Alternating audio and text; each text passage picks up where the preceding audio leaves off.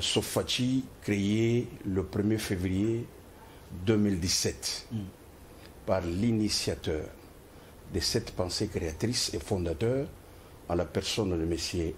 Jean-Pierre Tshisekedi Mutobouji. Jean-Pierre Tshisekedi Mutobouji. Jean-Pierre Tshisekedi Mutobouji. Il est qui? Le coordonnateur national de l'Alliance de soutien à Félix Antoine Tshisekedi Tshilombo, à Assofachi ASBL en sigle. Je regrette, je vais devoir, au niveau des réseaux sociaux, un monsieur passer à la télé, dire Assofachi, décréter une marche, tout ça, tout ça. En fait, je crois qu'elle n'est pas égale à 3. Il a dédoublé votre structure. Ce n'est pas le bicéphalisme non plus.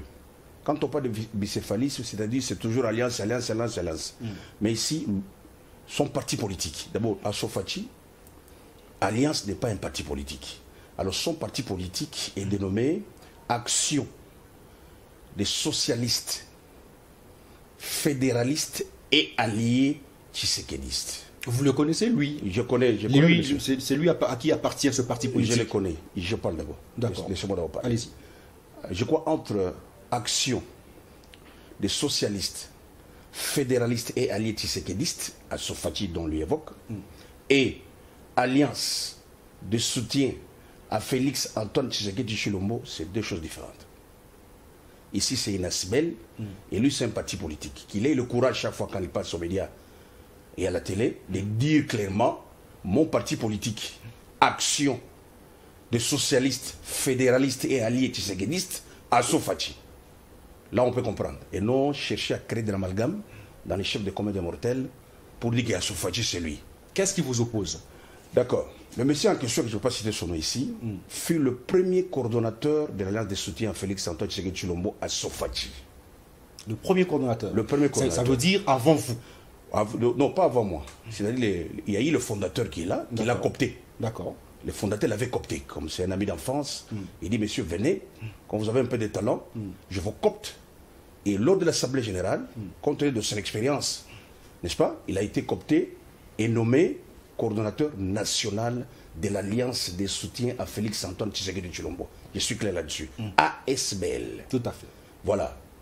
Compte tenu de ce qu'il y a eu, que je ne vais pas citer ici, c'est un secret personnel, il y a eu une gestion lors de son règne. Il a été révoqué.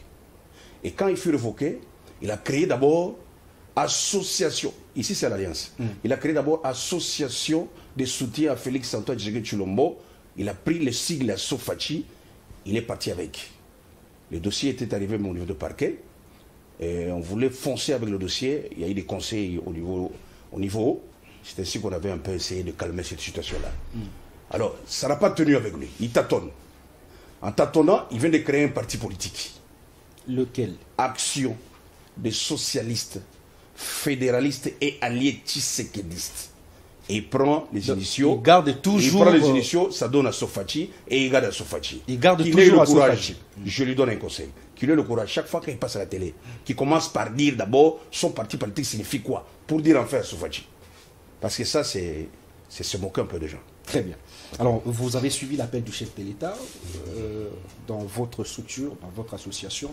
Qu'avez-vous fait exactement pour soutenir les FARDC et répondre positivement à l'appel du chef de l'État? D'accord. Je crois que l'appel du chef de l'État concernant la mobilisation générale de toute la population congolaise, il y a eu des marches. Il y a eu des marches. Nonobstant les marches, il y a également des mouvements, parce que moi je suis coordonnateur du Grand Katanga. Ah, vous êtes au Katanga? Je suis coordonnateur du Grand Katanga de l'Alliance de soutien avec Antoine Tshisekedi Tshilombo. Récemment, je crois le jeudi passé, il y a eu une mobilisation générale. Le gouverneur lui-même était impliqué.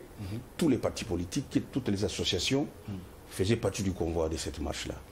Et à l'issue duquel, mon équipe, Assofachi Grand Katanga, était passée aux médias et c'était tout à fait impeccable. Vous comptez faire quoi à l'avenir? En fait, à l'avenir, tout ce que nous demandons, nous, à l'institution président de la République. D'ailleurs, j'apprécie sa résilience, j'apprécie son sang-froid, j'apprécie son courage. Il y a eu des conseils de gauche à droite qui lui incitaient à déclarer la guerre contre le Rwanda. Mais il a opté pour la voie diplomatique. Vous et c'est ce qui vient... Non, le président de la République. Il a opté pour la voie diplomatique.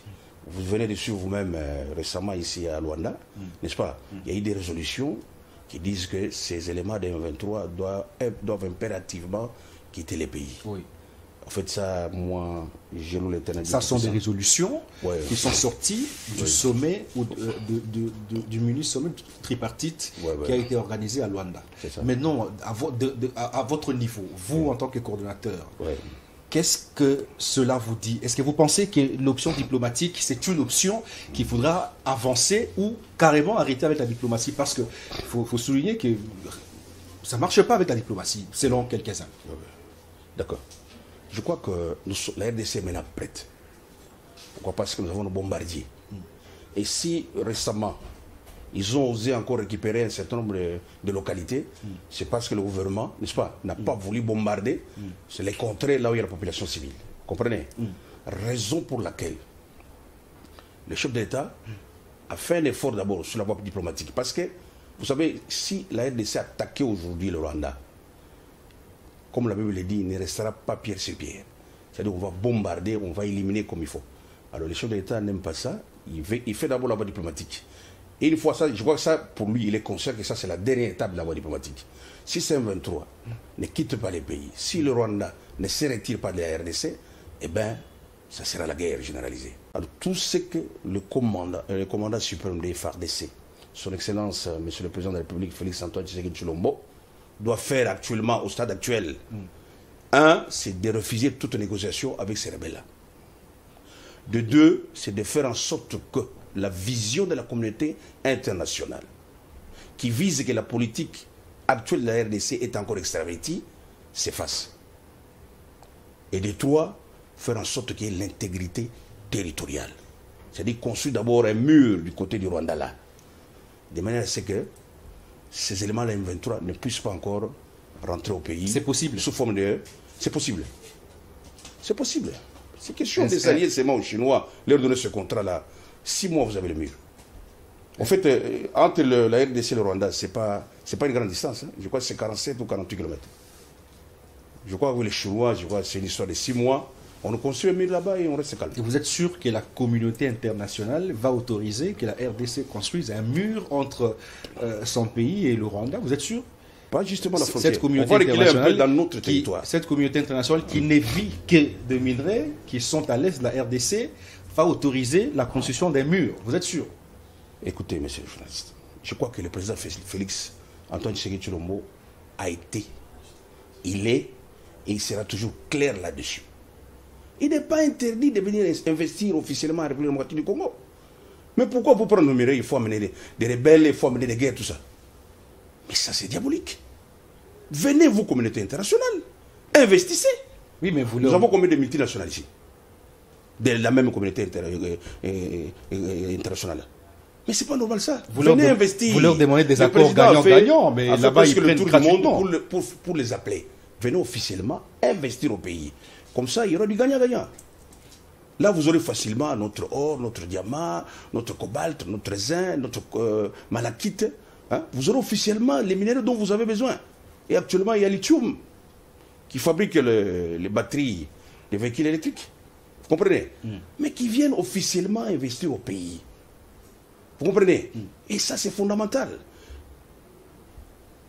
Tout ce qu'ils vont récolter comme bénéfice, eh bien, ils prennent une partie, selon notre loi, ils laissent une partie au pays. C'est ce que nous voulons. Au lieu de suivre cette voie normale, pourquoi amener des guerres? C'est pas ça la raison. Je vous complète. Ils sont en train de commercialiser leurs armes laissées en 1944-1945. Ah oui. Il faut vider ces stocks-là pour renouveler leur arsenal militaire. Ça, oui. Je vous informe. Ce n'est pas possible. Nous avons tendu. Vous êtes en direct? Oui, nous avons tendu. Ce que vous dites de suivi. Oui, écoutez, nous avons tendu la main. Venez investir au pays. Mais pourquoi ils ne viennent pas? Bon, ils viennent. D'accord. Mais pourquoi nous imposer encore des guerres pour prendre nos minerais? Il faut se poser la question. Troisième élément, ils veulent la balkanisation. La balkanisation de l'Est de la République démocratique du Congo. Chose qui ne sera en aucun cas faite. Pourquoi? Parce que s'il faut même prendre une contrée de la République, d'une République, il faut qu'il y ait soutien, n'est-ce pas, de la population. Oui. Mais tant qu'ils n'ont pas ça, parce que ce que je vous dis à Goma, à l'Est du pays, hein, votre façon de voir les choses ici, c'est pas comme ils sont en train de voir. Là. Oui, mais ils meurent chaque jour. Voilà. Ils sont en colère. Ils meurent et ils chaque n'accepteront en aucun cas que ces belligérants-là viennent prendre des territoires par force. Comme quoi, République du Kyrgyzstan qui vaut, République des Sicile, non, ça ne se fera jamais. Le Congo doit rester uni et indivisible. Au Katanga aussi, il y a des Également. choses, au Katanga aussi, il y a des choses comme ça, les Bakata-Katanga. C'est toujours d'actualité? Non, non, pour le moment, la situation est calme au Katanga. Ça fait depuis l'avènement du gouverneur Jacques Boulakatoué, que je salue en passant, la situation est calme au Katanga. Il n'y a pas de Bakata-Katanga. En fait, c'est un mouvement qui n'est pas comme le mouvement de l'Est. Là, ils viennent non armés, réclamer l'indépendance du Katanga. C'est différent. Très bien. Un dernier mot pour ceux qui nous suivent, parce que nous devons prendre un deuxième invité qui est sur le plateau. D'accord. Très chers compatriotes, Congolaises et Congolais. Personnellement, je suis ravi et que Dieu soit loué. La résolution du sommet de Luanda, je crois que prendra effet. Les M23, leur allié principal, le Rwanda, ainsi que la main noire, d'ici là, vont quitter la République démocratique du Congo. Et les populations de l'Est de la République démocratique du Congo, vous allez revivre la paix. Et Dieu est avec vous. Merci. Ok, merci. Je rappelle que vous êtes André Famba Pene Kassongo. Vous êtes coordonnateur de Assofachi du Grand Katanga. Merci d'être passé. Merci. Merci à vous qui nous avez suivis.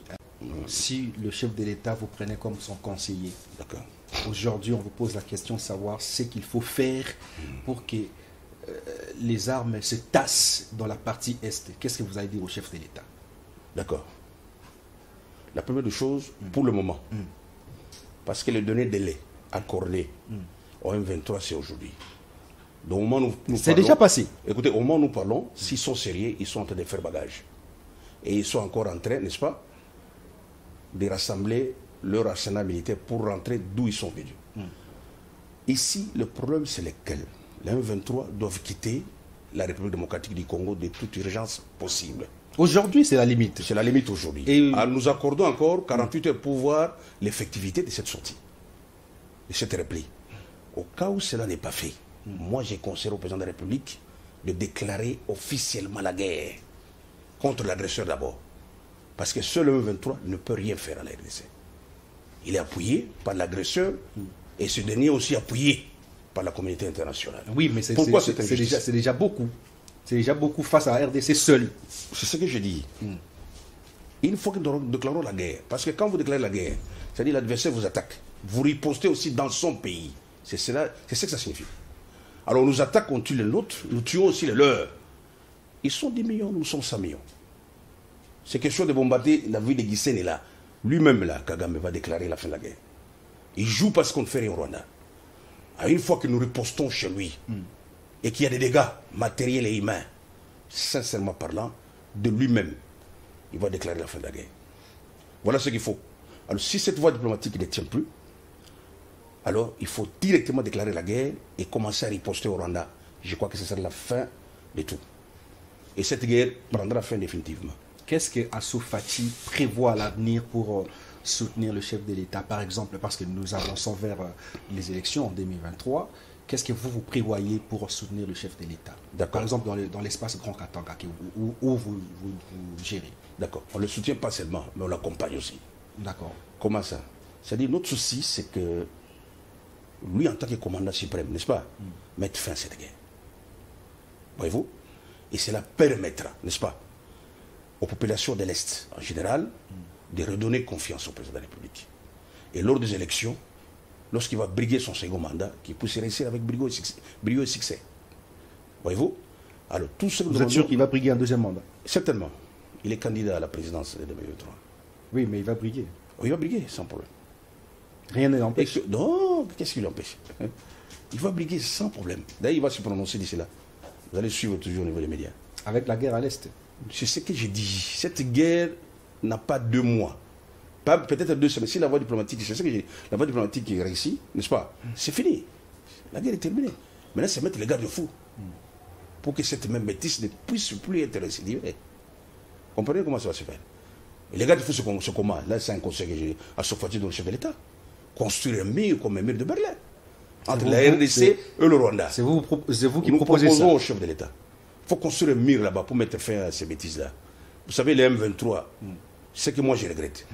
Ils étaient ici, je crois, c'est en 2013, hein, n'est-ce pas? Ils ont fait tout ce qu'ils ont fait. Il y a eu brassage et mixage. La grande partie de ces éléments de M23 est intégrée dans notre armée. Tout à fait. Mais comment est-ce qu'ils suscitent encore? Avec force comme ça. Ils veulent la réintégration toujours. Encore la réintégration. Ils nous amènent qui dans l'armée? Vous comprenez notre souci? Il y aura encore une troisième rébellion. Quatrième, ça sera... Réinsertion toujours. Ouais, alors c'est pourquoi nous devons mettre fin une fois pour toutes à cette situation-là. Vous avez pris les rebelles et consorts là. Vous avez pris le pouvoir. Je parle de vous parce que vous accompagnez, vous avez dit que vous accompagnez le chef de l'État. Vous avez pris le pouvoir. Vous avez accepté de travailler avec les membres du M23 parce qu'ils sont dans l'armée, laissés par l'ancien président Joseph Kabila. Vous l'avez dit en 2013. Qu'avez-vous fait pour mettre fin à cette infiltration et vous combattez contre le Rwanda alors que ici au pays, vous ne pouvez pas faire grand-chose? D'accord. Vous savez, le règlement militaire n'est pas ce que vous le croyez, vous, en tant qu'homme des médias. Ces gens-là n'ont pas les statuts de Rwandais, non. Tous les réintégrés ont des statuts des Congolais. Vous comprenez? C'est question de voir. Maintenant, quand Fachi a pris le pouvoir, il y avait déjà l'intégration de ces éléments-là d'M23. Lui, ce qu'il est en train de faire actuellement, c'est refuser ce brassage et ce mixage-là, se reproduire. De manière à ce qu'il ne puisse pas y avoir encore une deuxième réintégration, parce que la suite est probable.